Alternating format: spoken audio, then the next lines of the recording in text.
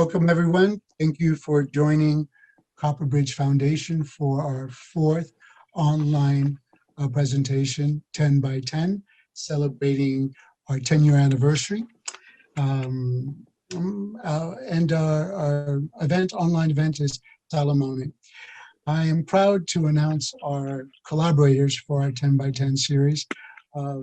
American Institute of Architects, Miami, Center for Architecture and Design, Swiss Embassy of Cuba, our online media sponsors, of course, too, ArchDaily on Cuba, D&D of Argentina. Oops, excuse me.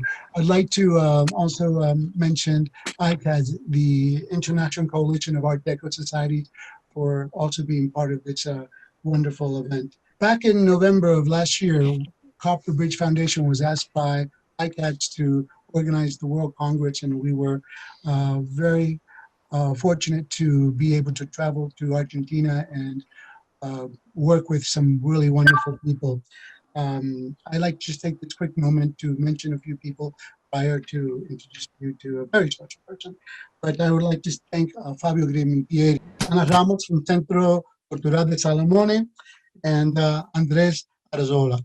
Now, I want to say quickly en español, yo creo que mencionamos antes que este va a ser un evento en inglés. Lo que sí te pido que entiendas que cuando se termine el evento, yo voy a hacer lo que está, vamos a hacer un translation, que lo van a tener todo después y se lo van a mandar a todo el mundo. Disculpa que es en inglés, pero te agradezco que esté con nosotros. ¿Está bien? Entonces ahora quiero tomar la oportunidad, I want to take this opportunity to also welcome Cheryl Jacobs from MCAD, who will have some important information for you. Hi, everybody. Welcome. I want to ask you now, before I go on, to mute your sound and your video. And Maria, if people are not doing that, I'll ask that you mute them, because we really need the bandwidth. We have a lot of people on for this program, which is really exciting. But please take a moment and get rid of your video and mute your sound so that we reserve the bandwidth. Miami Center for Architecture and Design here in Miami is thrilled to partner, as always, with Copperbridge. And we welcome a new audience to MCAD. Follow us on social media. We have a lot of programming going on virtually as well, Miami_CAD. And we look forward to having you enjoy this program. But once again, mute, because I still see a lot of you, so please mute yourselves and your videos so that you don't take up bandwidth. And also, we will have a Q&A at the end, but it will be just through the chat. So as the program goes on and you have questions, put them in the chat, and then we'll read them at the end. So great to see all of you, and here we go. Well, again, muchas gracias, and thank you for being with us tonight. As I mentioned, that last year we hosted the World Congress in Buenos Aires, and we had the pleasure of doing the pre-Congress in Mar del Plata, and we were able to travel La Pampa and visit many municipalities and view the works of Francisco Salamone. So I want to take also this time to thank all of those people that are joining us from La Pampa. And again, as I say, I apologize if you don't understand the English. I promise you to send you a recorded copy with Spanish translation for you. But I also want to reach out to all those people that we did meet along the way, in Rauch, San Lugaray, Balcarce, and Al Sur. Thank you very much for joining us today. And from Miami to you, this is for you. So this video that I'm about to show you is a 7-minute or actually 6-minute piece of our trip to La Pampa. So I hope you enjoy it.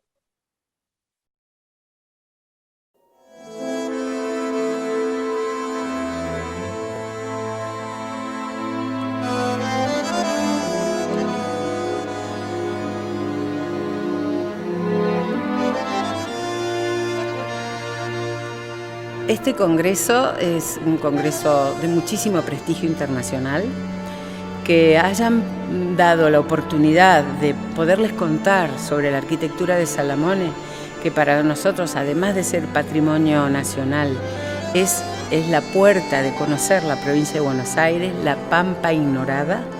Es algo que agradecemos inmensamente todos los bonaerenses y deseamos compartir con ustedes esta arquitectura y esta impronta en el paisaje de nuestra tierra.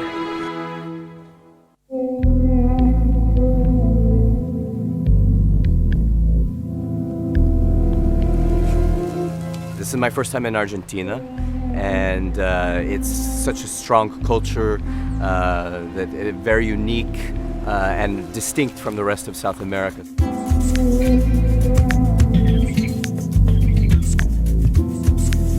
It's almost like the Argentinians were able to build the dream of this futurist architecture. In 4 years, they built dozens of structures, so it's kind of incredible what Argentina accomplished.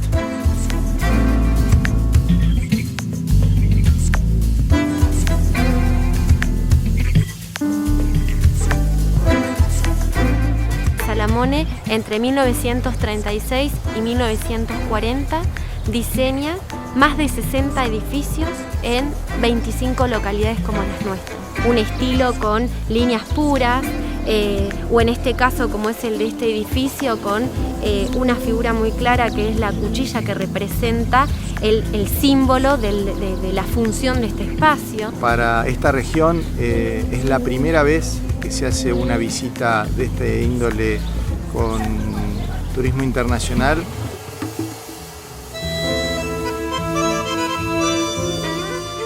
En Saldungaray hay 5 obras de Salamone y son 1.500 habitantes.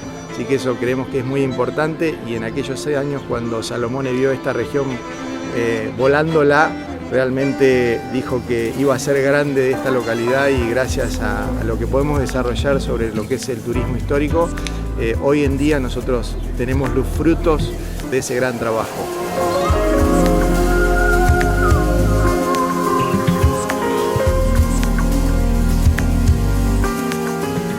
Salamone abrió la puerta a conocer la historia y la identidad de la Pampa bonaerense y permite, a través de su obra grandilocuente y extraordinaria, poder acceder al patrimonio humilde del trabajo de mi provincia.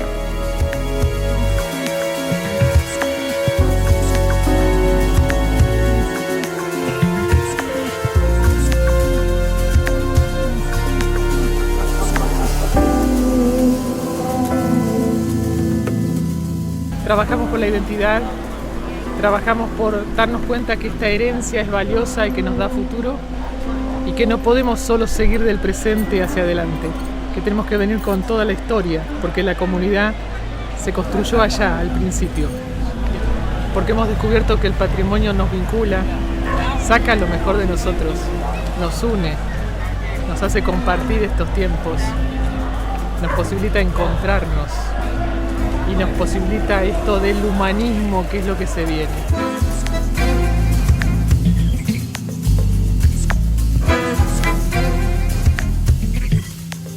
This experience today, I think, is one of the most important, not only of this Congress, but of any Congress, because it's important to get young people involved and interested in their own local heritage and patrimony.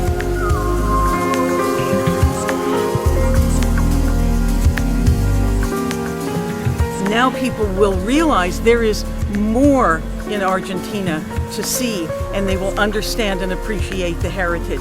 So what these kids have done will have a ripple effect and a lasting impact all over the world.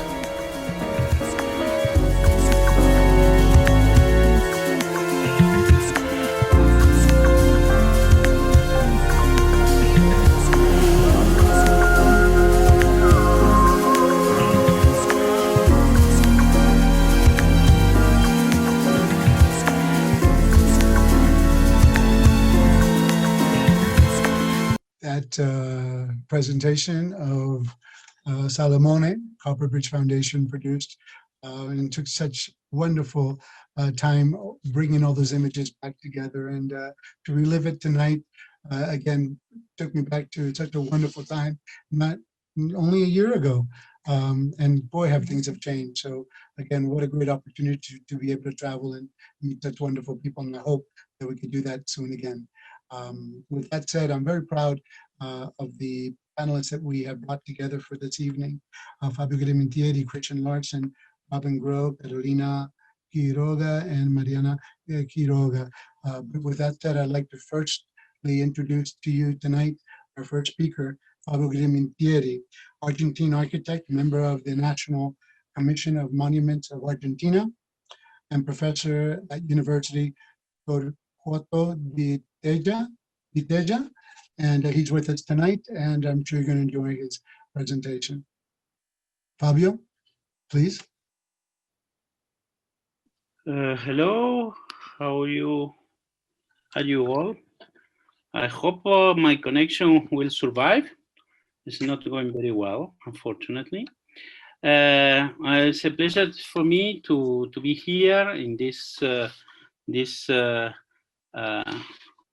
meeting of Art Deco lovers and people interested in architecture, in architectural heritage. I will start as soon as possible with my presentation because, well, it will take some time, and I want to be very very straight towards the word of come to the word of Salamone. Well, we are today celebrating the architecture of Francisco Salamone. As you know, he was an Argentine engineer. He was born in Italy, and he was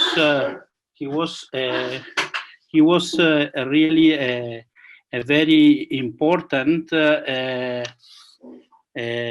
character, and also a great designer of Art Deco architecture. But we have to introduce you to Argentine architecture. Argentine architecture is the result of eclecticism at the end of the 19th century and the early 20th century, when the immigration arrived and the country was open to all kind of ideas and influences, and immigrants from different parts of Europe came and designed and built all these buildings in the capital city of Buenos Aires, in the city of La Plata, and many other towns and cities of Argentina.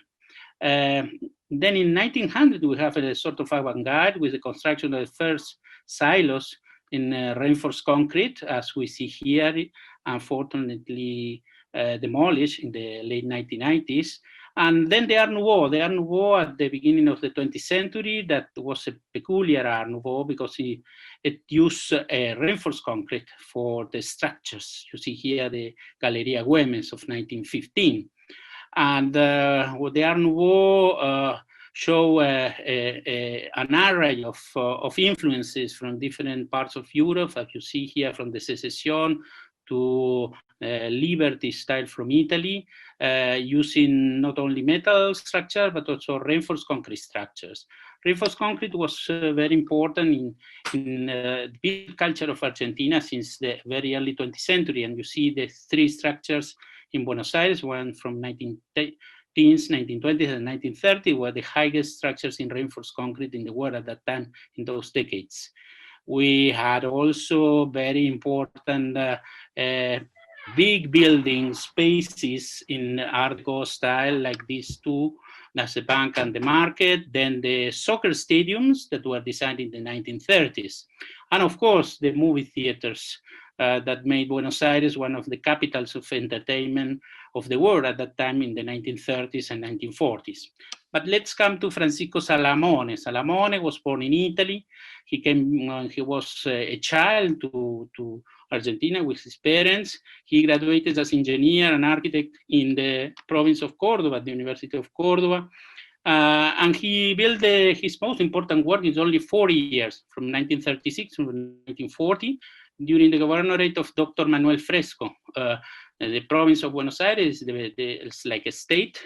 In terms of is the biggest province of the Argentine Republic. He was a very special man. He was very curious. He loved to travel. He was interested in the different issues and different aspects of modern life. You see here in his car with his children traveling across the different parts of Argentina, especially work in the province of Córdoba and then in the province of Buenos Aires. And here we have a map of the Salamone work in the province of Buenos Aires.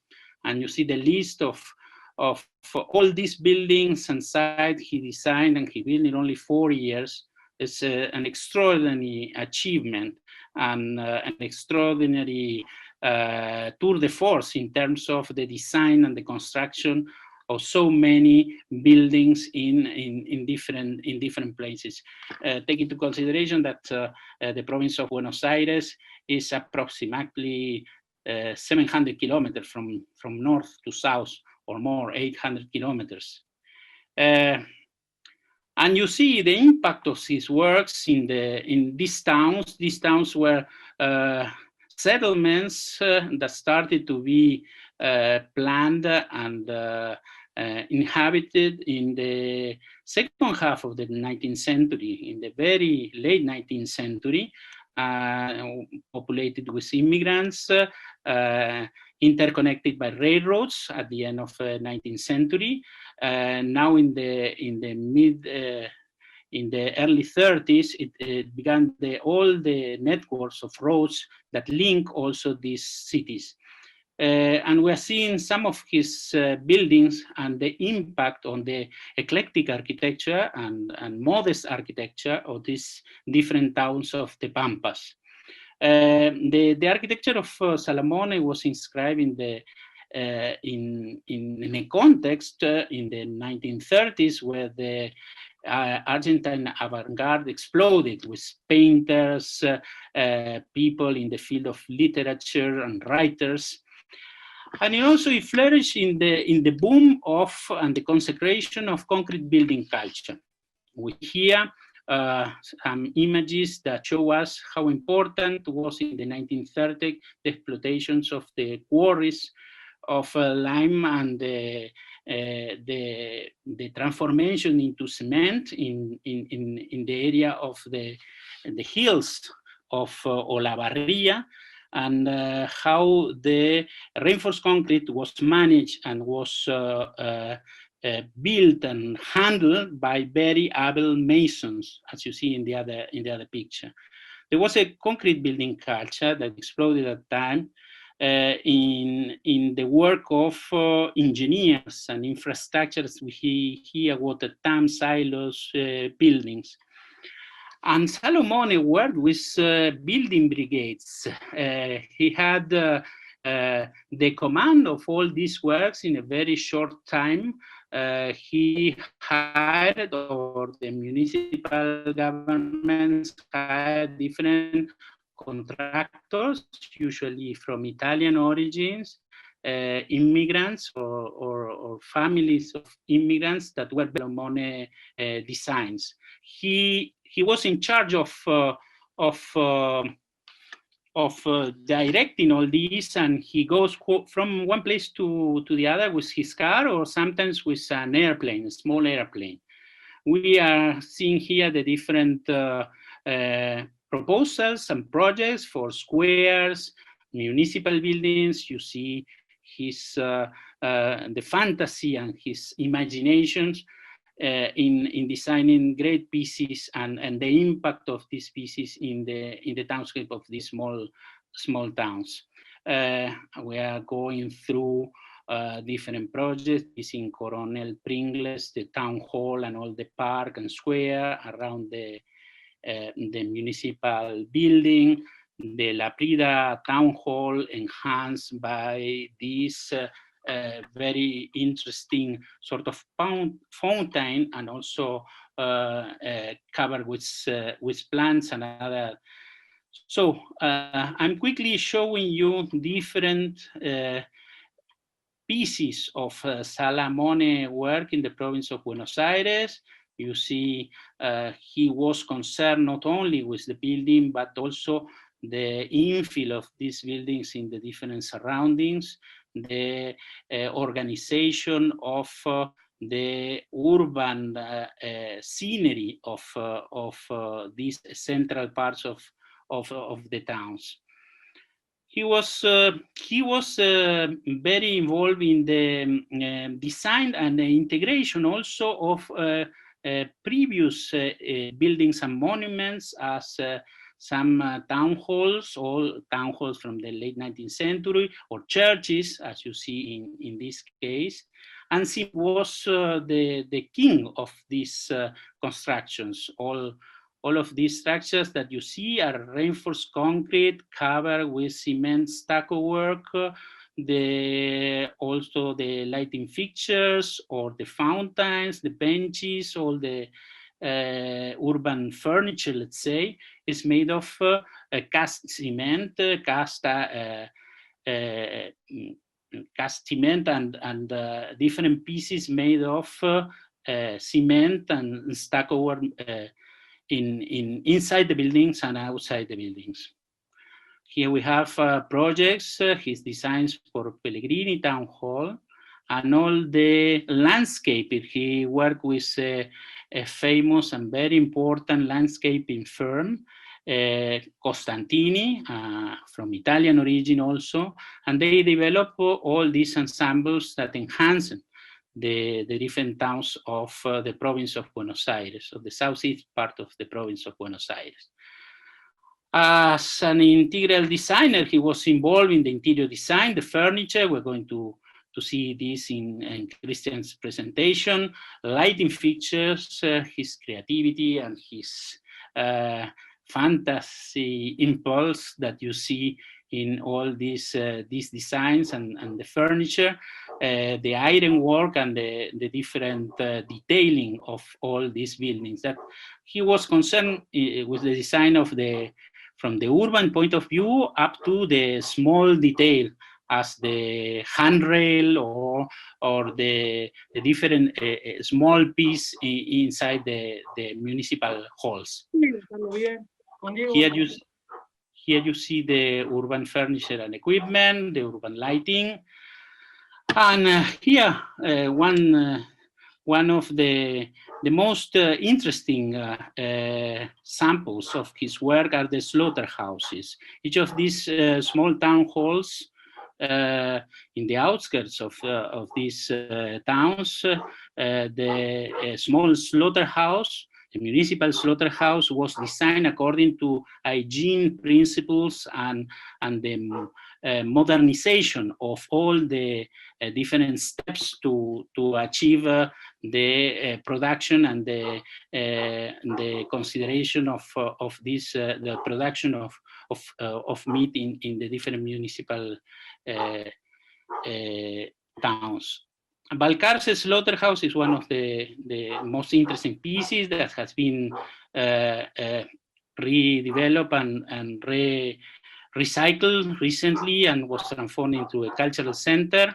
The slaughterhouse design also concerns not only the functional distribution of the building and the different parts, but also the different pieces and the railings, as you see in the ceilings of these interiors. This is the matadero of the Lost Slaughterhouse of Guamini, and you see Salamone did not stop of giving his fantasies to the design of these different slaughterhouses. And finally, we have the cemeteries. The cemeteries are perhaps the most impressive of these structures. They are the portals of the cemeteries that were established there in the outskirts of these towns, and he made 4 great cemeteries, one in Balcarce, as you see here. The Azul one is one of the most portraits of his cemeteries, with the exterminator angel in the front. The La Prida cemetery, that is the most curious, and you see on the right the image of these colossal structures in the middle of the Pampas. And finally, Saldungaray Cemetery, another extraordinary piece. I want to close this very, very short presentation and an overview of Salamone work to point out something that has been discussed in all these recent years, that was Salamone inspiration. Salamone was a true Argentine. He was inspired by different trends, by different styles, by the work of painters, De Chirico, as you see, and other painters. He was also very interested in the architecture of different parts of the world, of Europe and the United States, mostly.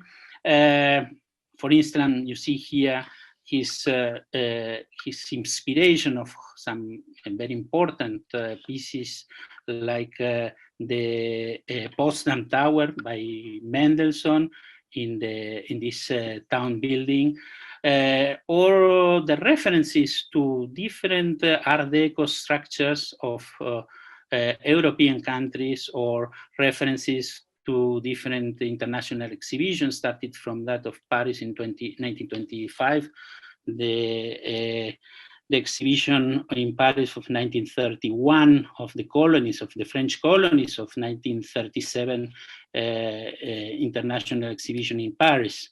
As you see, he was getting influences from the Netherlands, from France, from Italy, from Germany, and not even from pieces of architecture, but also from design that appear in publicity, in propaganda, in cinema trademarks, as you see here, and recently I have the chance during the pandemic and seeing some movies. I got to see The Gay Divorcee. It's a film from 1934 with Ginger Rogers and Fred Astaire, with a great sequence of Cole Porter music at the Continental, and you see Salamone was very fond of his. He was an obsessive movie theater goer, and for sure he had in many of his designs this issue of movement, of modernity, of sort of classical modernity also that we see.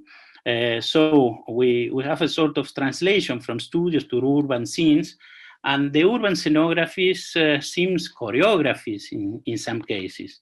I'm showing some images of that film and some of the urban choreographies of these squares that we see in Coronel Pringles, here in Villa Maria in Córdoba.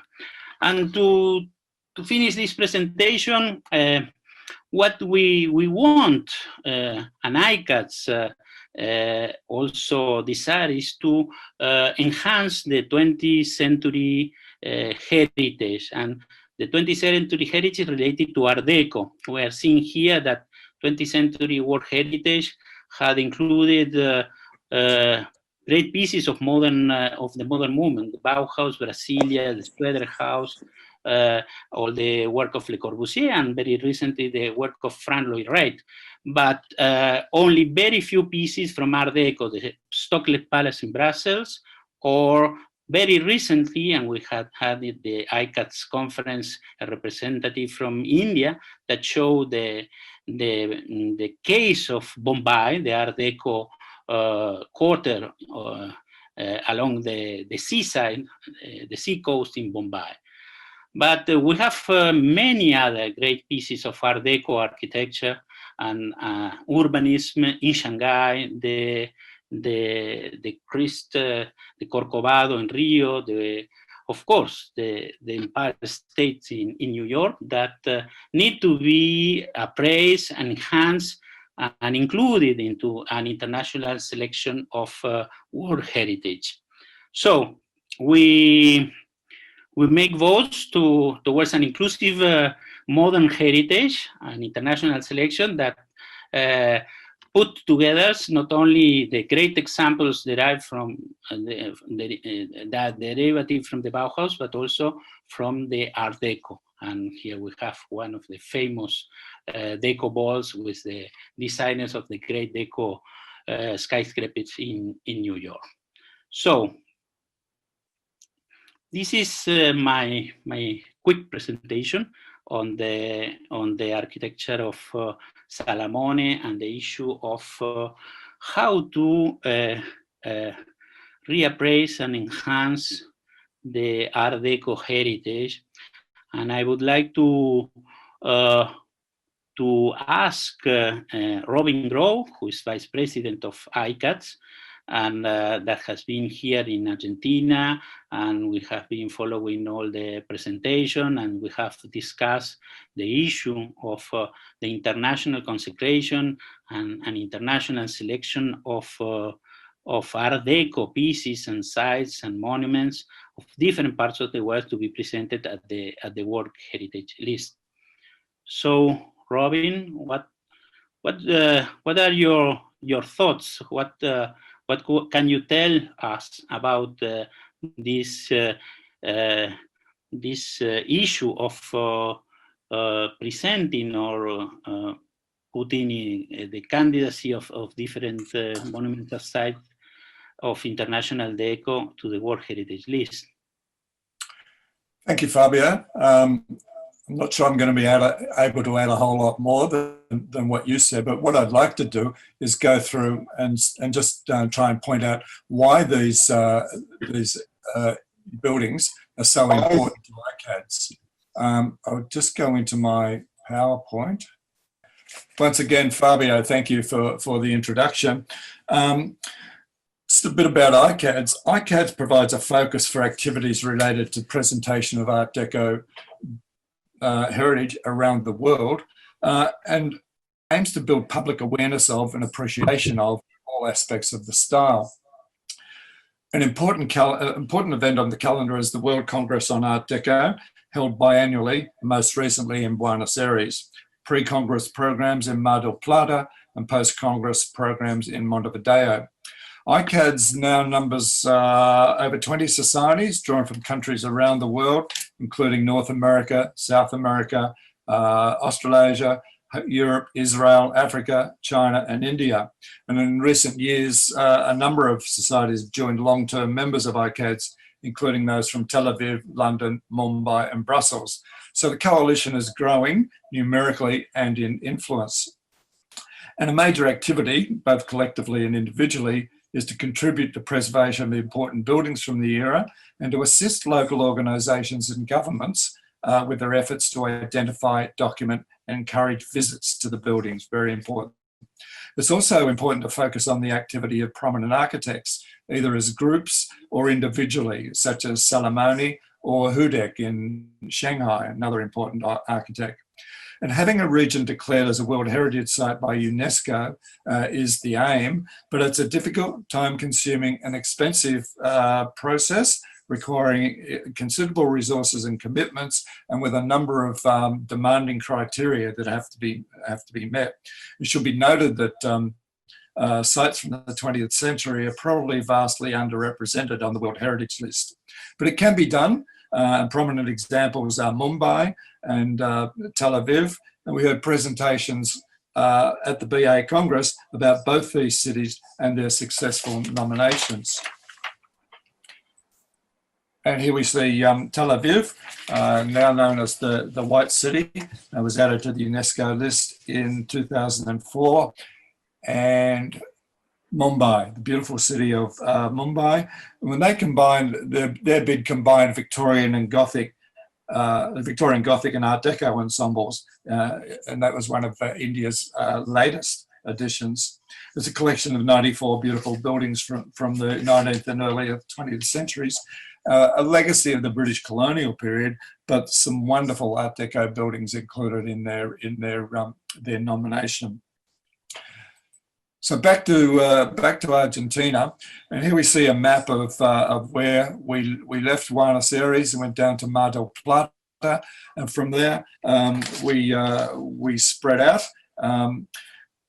When the intention to hold a World Congress in BA was floated, I was determined that the ICADS would conduct a pre-Congress program to view the works of Salamone.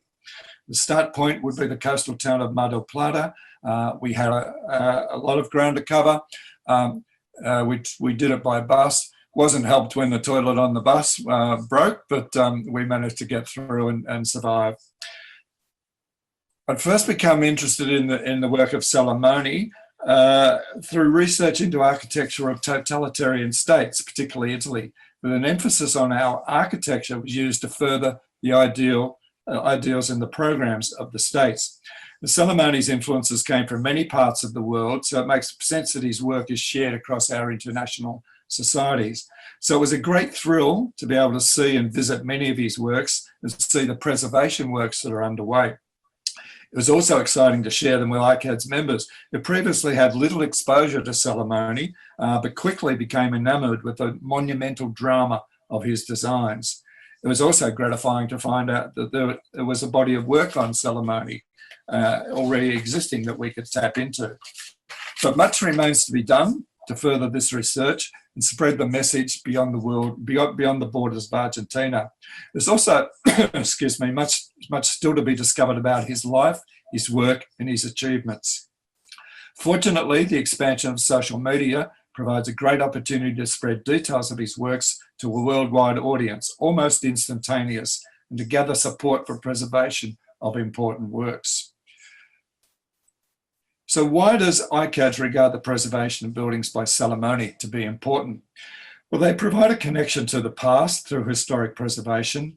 An examination of the buildings informs us of the struggle between ideologies in the 1930s, often played out in the world of architecture and community infrastructure.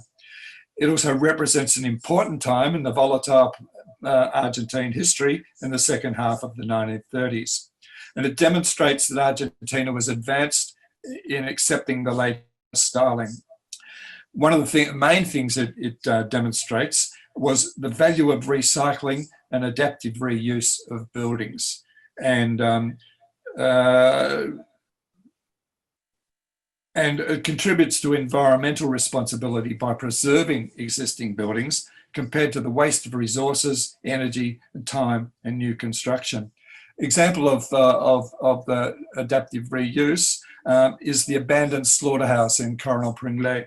And here we see it as it was in the 1990s, and here we see it as it is today, with a lot of restoration done. And importantly, and that blade is an absolute stunning example of Salamone's work. But importantly, it's now been restored, and we enjoyed a wonderful lunch there. Although some people were not very happy about sitting underneath the ironwork that the carcasses used to be transported across. Nevertheless, it's a good example of how tourism can be accommodated in historic buildings. It's important to foster tourism to these places with existing and recycled buildings. Tourism actually creates more jobs, creates jobs far more than new construction, with conservation efforts that require skilled labour. And one of the major byproducts of listing by UNESCO is a huge increase in visitors, even in an area as large and diverse as the Pampas.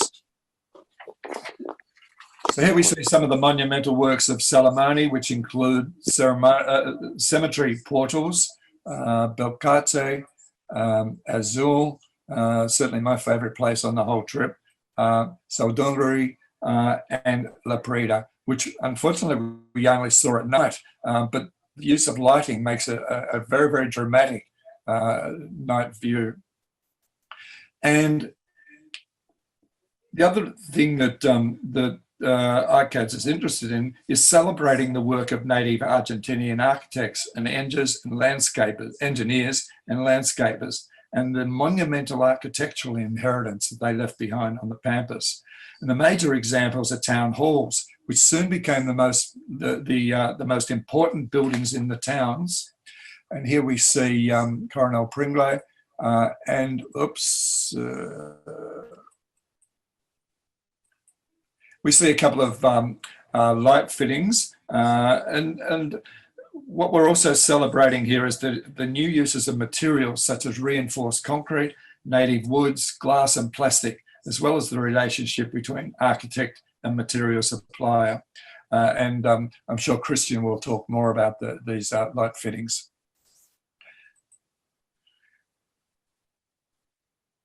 This one demonstrates the integration of Salamone's buildings with parks and gardens. And so he took a holistic approach to a particular area, in some ways similar to Frank Lloyd Wright, but probably stands alone with his attitude. We see him integrating with the park settings and the furniture, the concrete furniture, and the fountains that we see here in Coronel Pringle and La Prida. So a dramatic backdrop, a dramatic building as you come into the town, generally topped with a clock, which is very important in those rural areas, and such a dramatic backdrop for visiting these towns.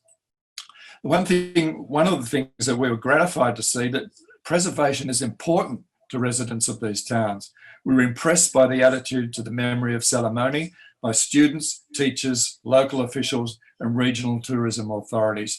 And we were gratified to see the way that young people were celebrating the patrimony as well. So what's happened to preserve Salamone buildings? The ultimate aim is to have Salamone portfolio included as a World Heritage Site by UNESCO. As I said, it's a lengthy, difficult and expensive process. In 2001, they were declared by the Senate and by the Senate and Chamber of Deputies of the province, Cultural Heritage of the province of Buenos Aires. In 2014, many were also declared by the state as National Historic Monuments and of National Historic and Artistic interest. His work is celebrated in Azul at an interpretation centre by various groups, many of whom are represented here today, and a number of online groups. And this tells us that there's a large amount of interest and appreciation of his works that's now available with a click of the mouse. Submissions have been made to Argentine World Heritage Committee with the intention of submitting to UNESCO. And as Fabio says, it's a lot of work involved. ICADS can assist with the preparation of a catalogue of buildings to be considered for inclusion. We would hope that something like that would be suitable for publication. So what now? The eyes of the world are now being opened to the value of Salamone's works. And here we see at the Congress in BA, the diversity and the range of presentations.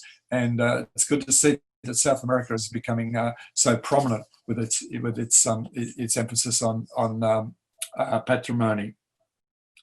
Just as the ICADS Congress in Havana provided a lot of impetus and attention for preservation in Cuba, we're hopeful that the efforts of ICADS and all the other organisations involved in this program will contribute to the push to celebrate Salamone and his work. And ICADS will continue to support our Argentine colleagues in efforts to have the works of Salamone included as World Heritage Sites. So on behalf of the board and president of ICADS, Joe Lowndy, I'd like to thank you for the opportunity to represent ICADS here today, and to congratulate Gio and his team at Copperbridge for their efforts in putting this event together. Here we see some very, very enthusiastic members of the ICADS societies at the BA Congress. I'd like now to hand over to Christian Larsen, who's the Windgate Curator at MAD and visiting Adjunct Assistant Professor at Bard Graduate Centre in Decorative Arts, Design, History and Material Culture. It's a bit of a mouthful. Christian's going to present on Salamone's interiors and furniture design. So thank you very much for tuning in. Thank you, Robin, for the introduction. Boa noite, buenas noches. It's a pleasure to be here with you to speak about Salamone and this fantastic trip that Copperbridge organized through the Pampas to visit these very dispersed small towns throughout the region. They're hard to get to, and the opportunity to go from one to the other was really special and inspirational, because there really is nothing else I can think of in the world like it. I think it is a distinct monument to Argentinian culture and innovation, ingenuity. Salamone was, let me just start my presentation here. Okay, I think my screen is sharing now, is it? Yes. Salamone was inspired by the world outside, although what he built, I think, is an absolutely unique and authentic expression of Argentinian beauty and aesthetics. He had a window onto the outside world. And so I start with, Fabio already showed the MGM trademark as one of his sources of inspiration, but all of those beautiful movie palaces and theaters that Fabio also showed from the 1930s were very much inspiring people towards a new kind of modernity, film as the source of something aspirational and urban and modern. And so you see that same form coming into material, into realization in Salamone's work. There's also something of the Baroque here, very heavy-handedness to impress you and inspire you with the power of God, literally, in this portal to the cemetery entrance in Tornquist. He took inspiration not only from movies, but from big world events like the 1925 Art Deco. Well, it's become known as the Art Deco exhibition, but the World Exposition, where the Galerie Lafayette presented this. There were many pavilions showing the latest wares and industries, arts from many nations across the world. And so I think Salamone was very much aware of these sources when he designed what I could only describe as very theatrical. There's something dramatic about each of his buildings. And I think it's very much with the intention to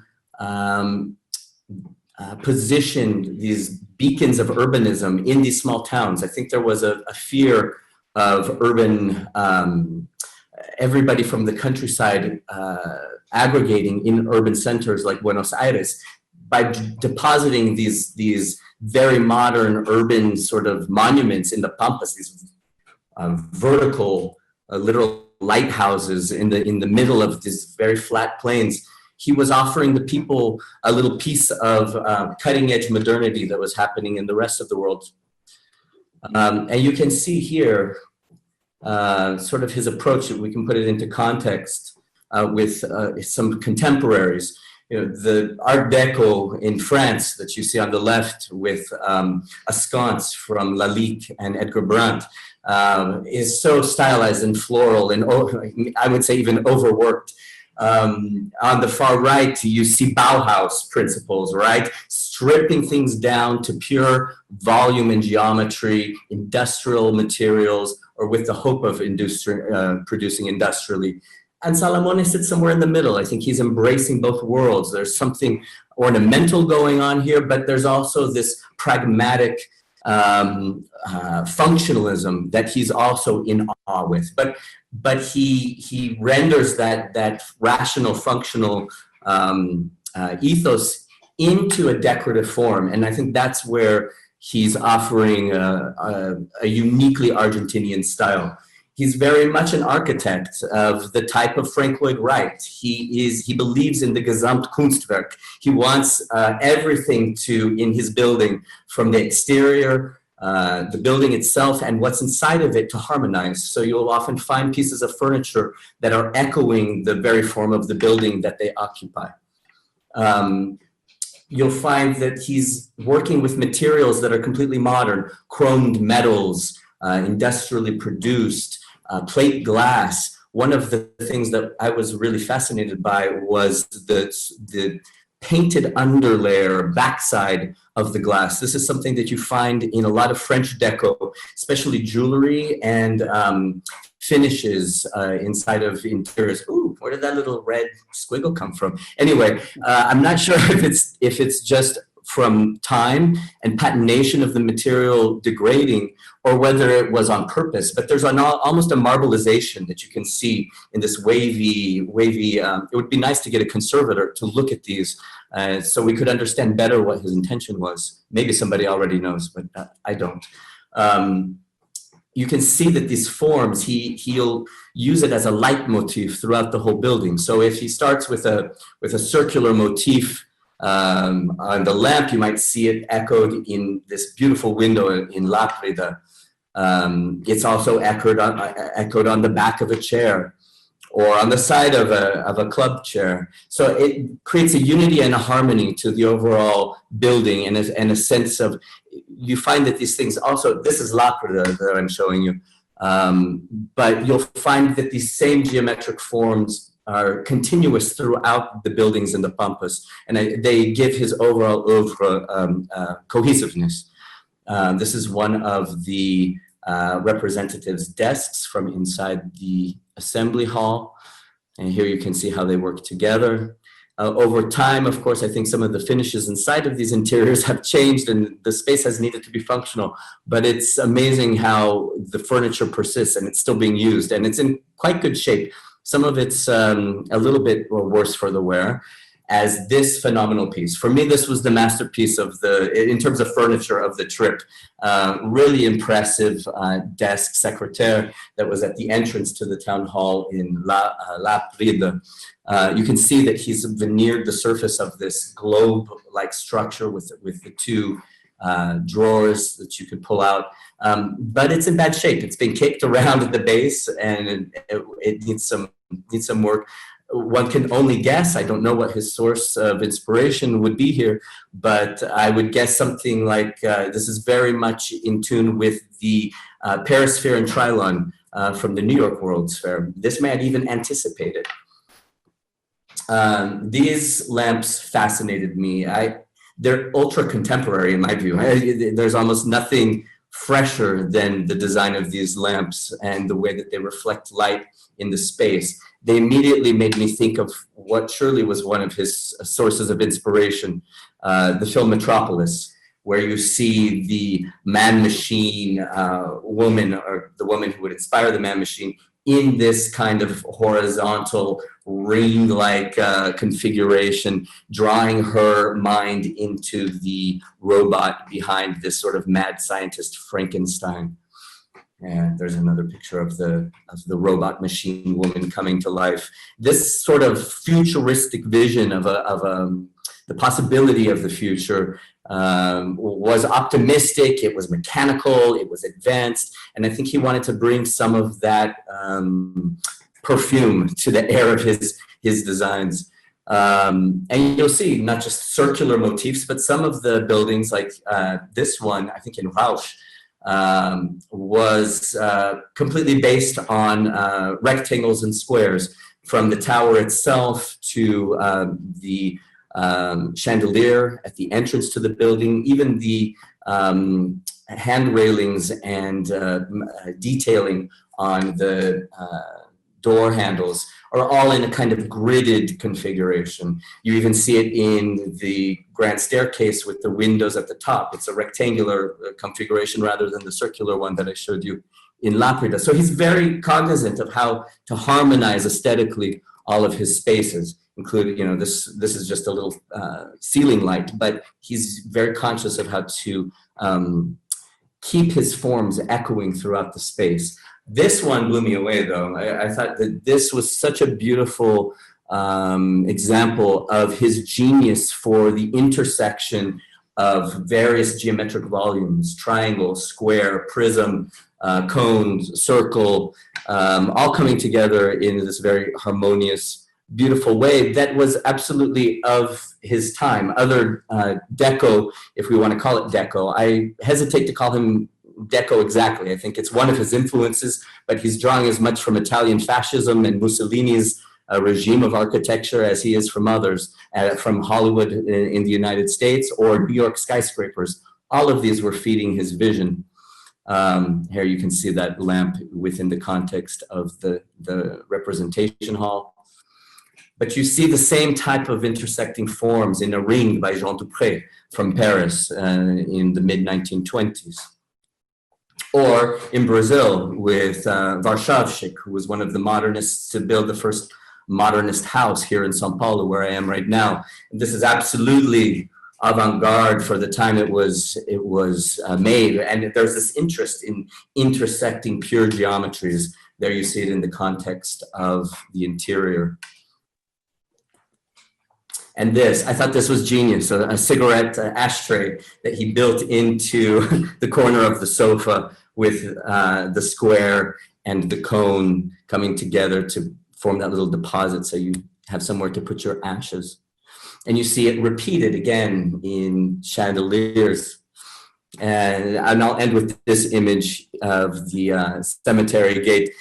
I thought it was perfect to emphasize this idea of drama. You know, it was a grand theater that he was inviting you to enjoy, whether it was in a public park out in the open or the theater of being part of a town hall meeting. But there's something very theatric to his sensibility of design. And with that, I'll end my presentation.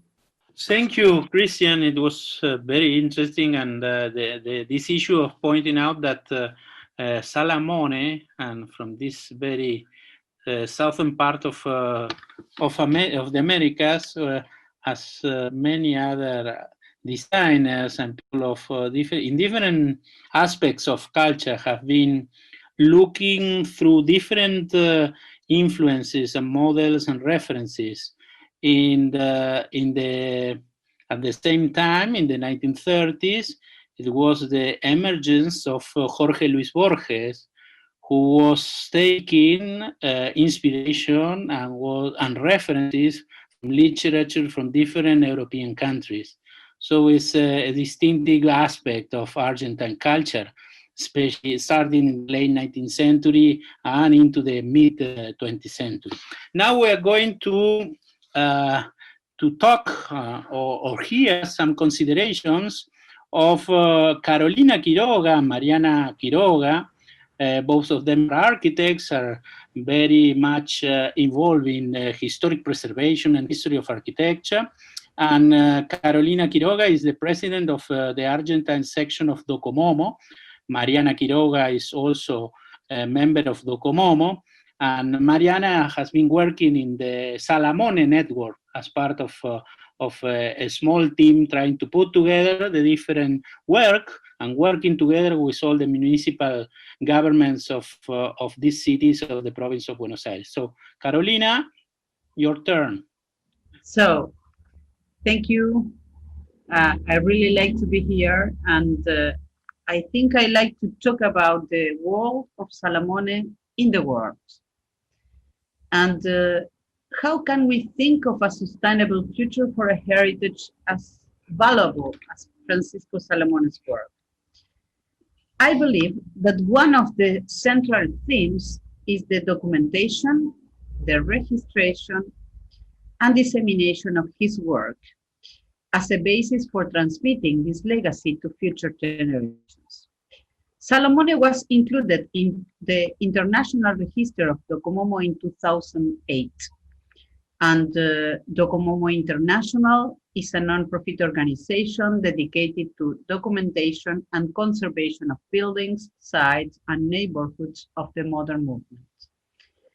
It was initiated in 1988 by Hubert Jan Henkes and Wessel de Jong architects at the School of Architecture at the Technical University in Eindhoven, the Netherlands. And DocoMomo aims to bring the significance of the architecture of the modern movement to the attention of the public, the authorities, the professionals, and the educational community. Identify and promote the surveying of the works of the modern movement, and promote the conservation and reuse of buildings.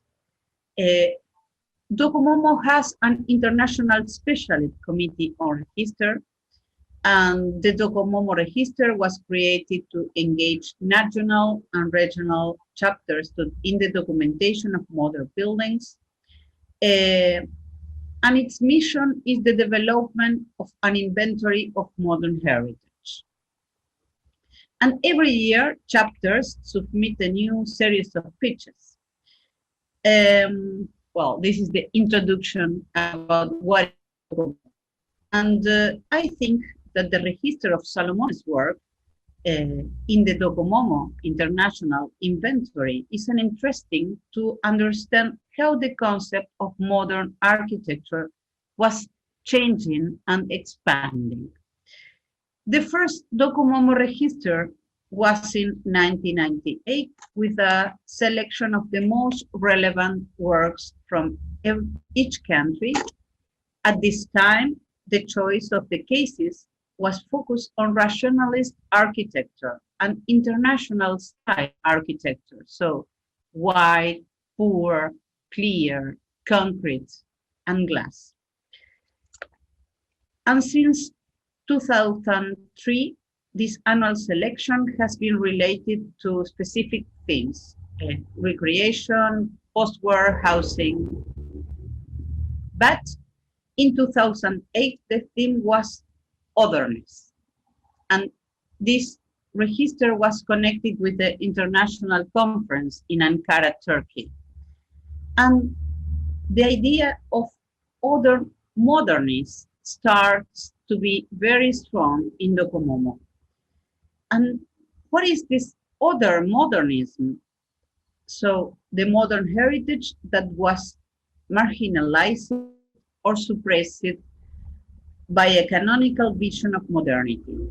And this canonical vision was really focused on the master architects, as Fabio mentioned, Bauhaus style, Van der Rohe, Frank Lloyd Wright, and was really connected also with the nomination in the World Heritage Site.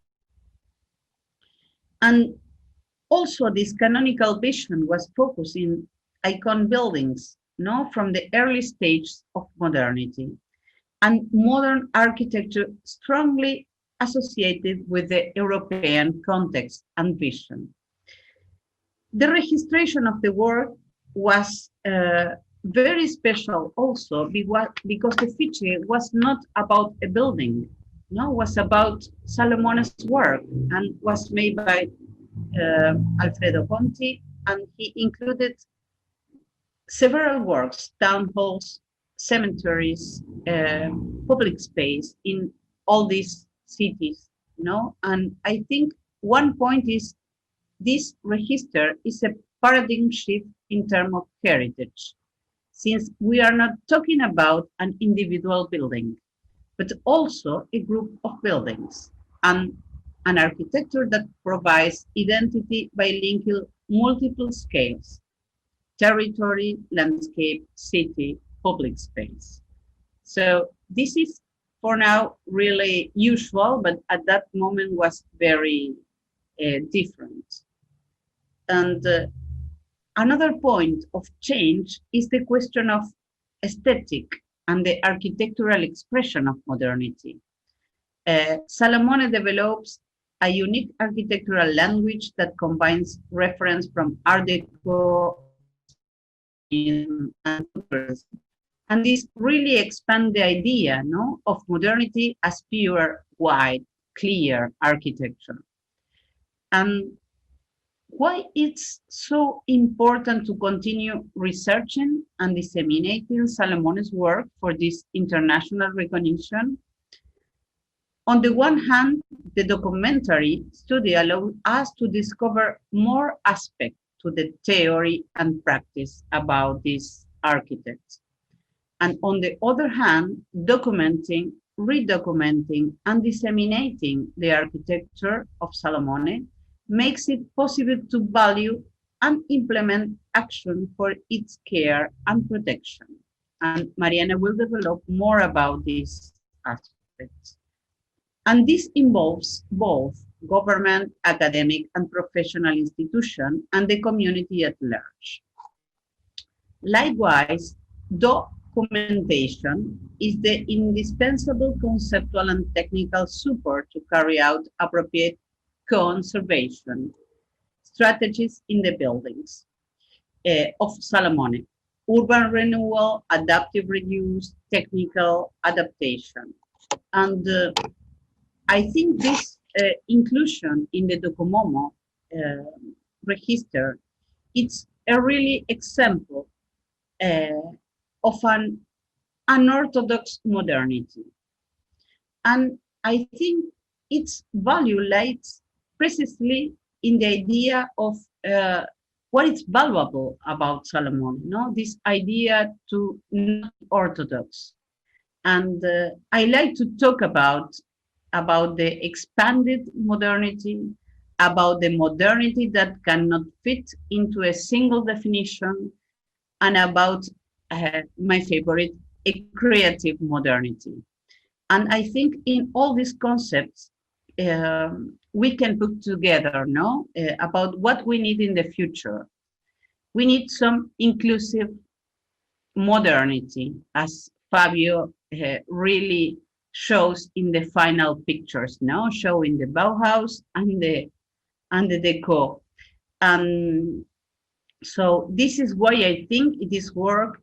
It's very good to put together all the efforts, no, to value and to preserve the architecture of Salamone, and also to consider this change of idea in Docomomo to think, to make some, to have some inspiration and some basis of the concept to make this heritage part of the UNESCO World Heritage List.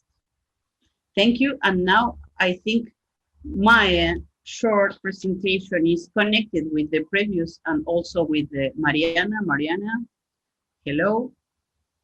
Yes, thank you, Carolina. Let's hear Mariana now. Thank you, Carolina. Good night. It's nice to see a lot of friends tonight.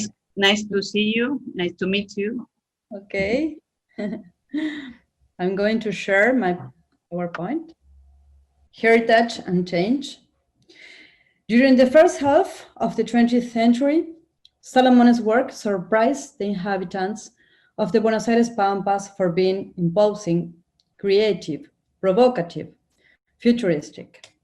It was defined as a shout to the landscape, a populist futurism. Salamone's work stands out on the silent rural landscape. He created a new image out of a state's architecture at municipality strategic points. He developed programs for the city halls, government, the squares, urban public spaces, slaughterhouses, production, cemeteries, death and immortality. Salamone brought modernity to the Pampas in an Art Deco style unique in the world. The buildings make up a system in which material, expressive, functional, and typological possibilities were investigated and experimented with. In order to understand, protect, and restore the work, we must consider it as a whole. We create a national and provincial network, Salamone Network, La Red de Trabajo Salamone. We must consider, in cooperation with the municipalities, to start with concrete actions. Regarding developed programs, the squares and cemetery portals are in need of conservation and restoration efforts to bring them back to their original state. City halls have the most interesting furniture and lighting appliances within Christian Larsen presentation.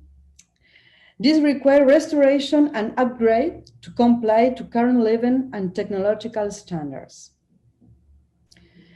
Heritage industrial slaughterhouses are a great opportunity for repurpose. Local communities must rethink their intended use.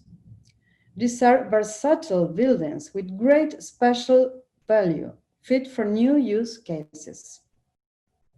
As defined by UNESCO international standards, industrial heritage has a social value as part of the record of the lives of ordinary men and women.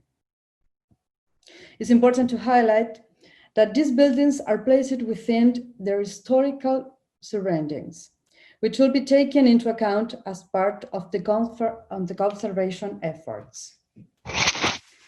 Preliminary work is ongoing at the Wamini Slaughterhouse, specifically sample gathering and laboratory tests.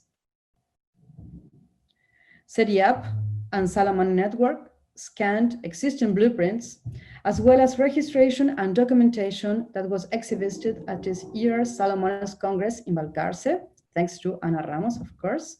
And here we can see the Marcelo Merlo beautiful work. And at the end, we think that these heritage buildings must fulfill contemporary architectural and social needs, empowering their historical value. Tenemos la responsabilidad de asignar a los edificios funciones que, respondiendo a las necesidades de la vida contemporánea, respeten su carácter y garanticen su supervivencia. Thank you very much. Muchas gracias. Well, thank you, the Quirogas, both Carolina and Mariana. And well, to close this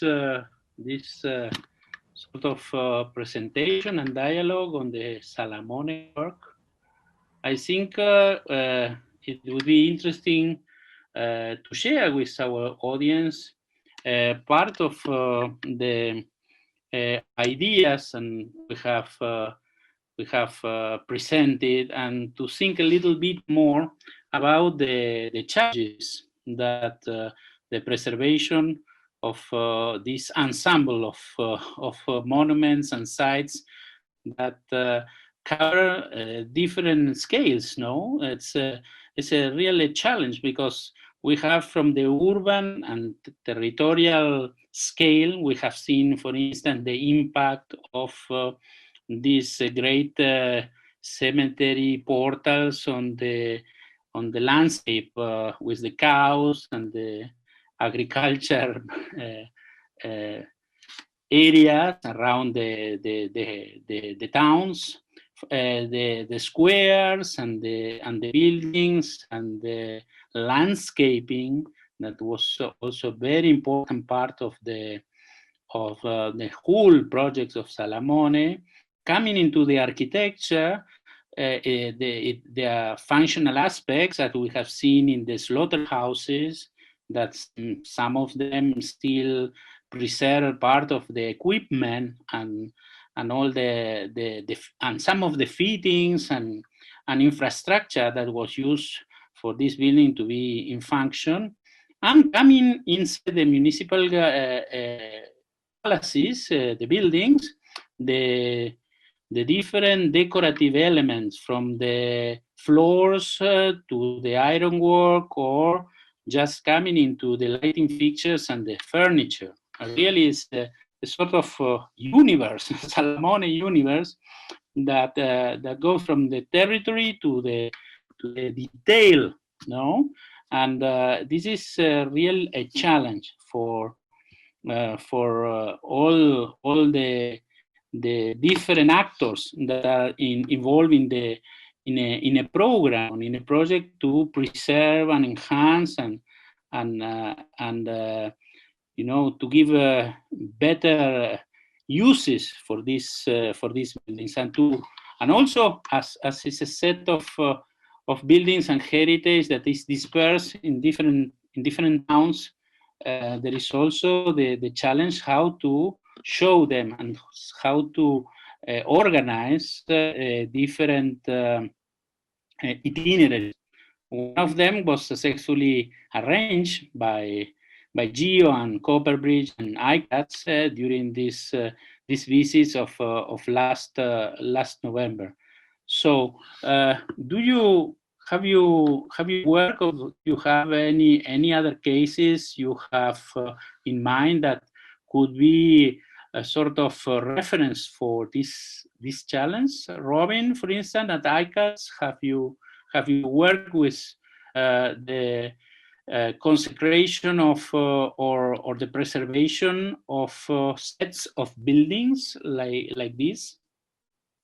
Not directly, but we've certainly welcomed Tel Aviv and Mumbai into the ICADS group in recent years, and we'd certainly be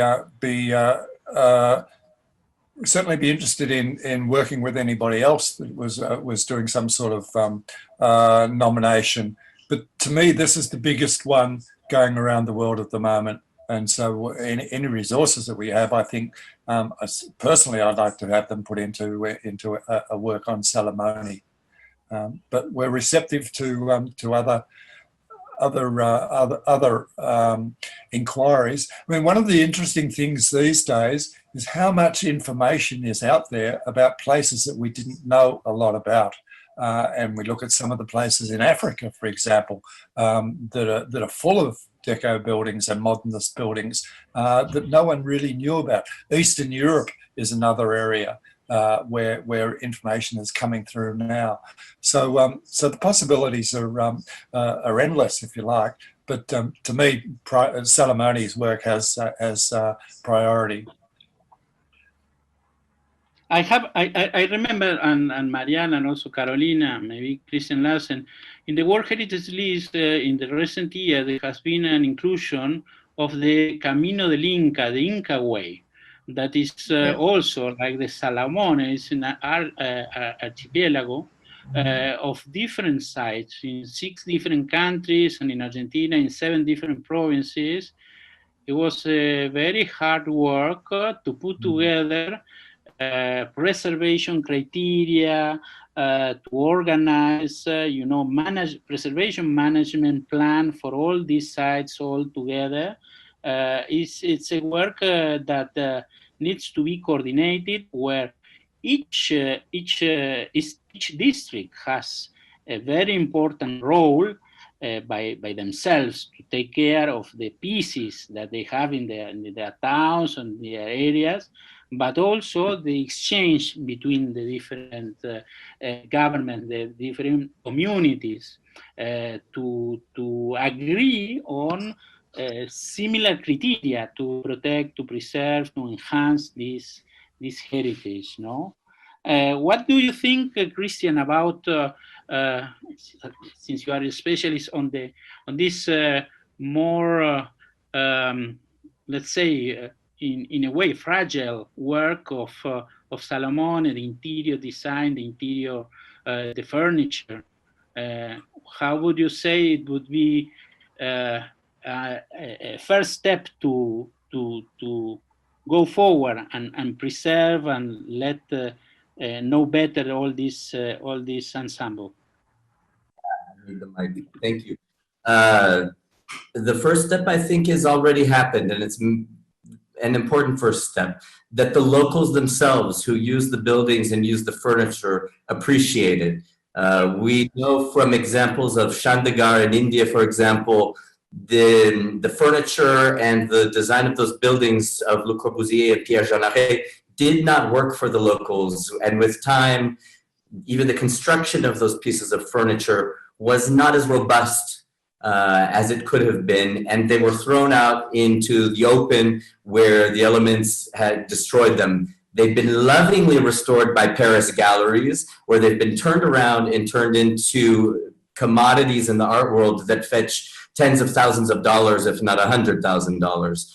The same thing could happen to Salamone. It's of that quality. It is that distinct and unique and rare. And I hope that it doesn't reach that market in a way, because it would mean that those pieces would be evacuated from their homes, which they were intended for. So I would say that, the first step is the local appreciation. of the work and their insistence on keeping it. We noticed on our tour that some of these interiors have already been dismantled to some degree. There were sconces missing. There were lamps that had been pulled out. Somehow the lamps are a fixture, no pun intended, of people's fascination, right? They're particularly alluring and beautiful. The furniture is a little bit more cubist, chunky, heavy, but it's all of an aesthetic and very much of that sort of deco line of design that I think it would be appealing to a world market. So we have to be careful about not turning it into a commodity. And yet, if that happens, or one piece gets released to an auction house, it could be a means to make money for the restoration of the rest. You know, you could spare a few chairs if it means a significant amount of money to restore the buildings and the interiors. But what you have mentioned, the comparison, we have worked quite a bit on the comparison or searching for the sources of his iconography of the the gates of the cemeteries, but little has been studied, and you just started with that point in your presentation on the comparison and on seeing what could have been the inspiration or the references or the elements he took into account to develop his proposals, no, for furniture, for lighting. That was very interesting what you mentioned. It's very little done up to now. Hi, Fabio. It's Cheryl. How are you? Hello, Sorry Cheryl. for the interruption, but we have a few questions from the audience that okay. I thought I might read. So one of the questions, and any one of you that are Carolina and maybe Mariana are the best to answer this, but is there a time frame that you think that the Salamone might be included as a World Heritage Site, and is there anything that the group can do to help? Now, one point about here in the chat is so about the inclusion in the World Heritage List, as I think there is a very strong precedent with the inclusion in Docomomo, and also in the way the Salomone's work was declared national monument. No, because it's impossible to think about all these, even our buildings. So it's not a master plan. No, was not conceived. Like, for example, Antonio Vilar Automobile Club Argentino is different, was a complete plan. But here, I think one of the values is we're thinking about the construction of the landscape. And it's not possible to think this heritage as individual elements. So this is one question. But about the inclusion in the World Heritage List, I think it's a really interesting challenge. And I think it could be very special to the possibility to include this Latin American contribution about this period of the history of architecture. And I think because it's a unique work also, but it's open the discussion about, of course. Thank you. So one of the, someone is asking, how many of Salamone's slaughterhouses have been repurposed? Who knows that?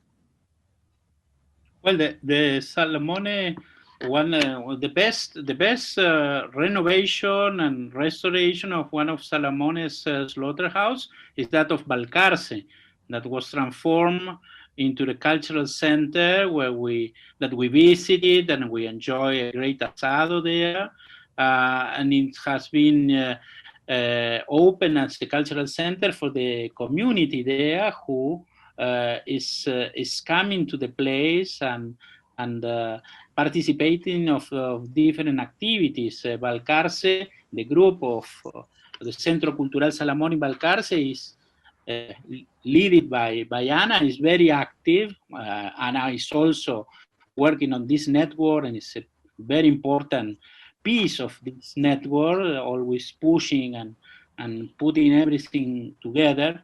And they have even the project to reconstruct one piece of Salamone in the center of the square that was demolished in the 1940s.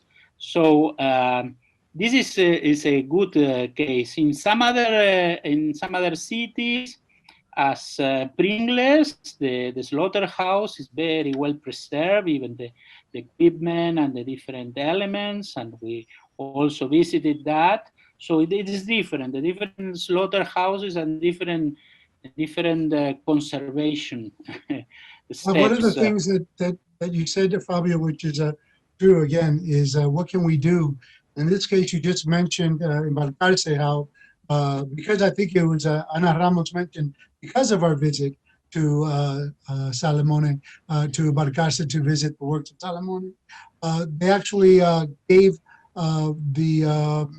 I believe the grant to restore that particular monument that you just mentioned.